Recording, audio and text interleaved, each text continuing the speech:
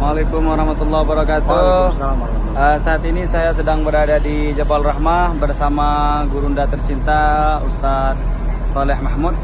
Ada pesan-pesan yang bisa disampaikan dari Jabal Rahmah, Ustadz? Alhamdulillah, pesan-pesannya jaga kasih sayang, bukan hanya kepada istri, kepada suami, tapi kepada anak, keluarga, orang tua, dan tentunya kepada segenap masyarakat muslimin dan juga tetangga-tetangga kita, saudara-saudara kita yang sama-sama kita manusia, ya. Jaga-jaga tuh. Jangan lupa saya pesan nasi goreng nanti.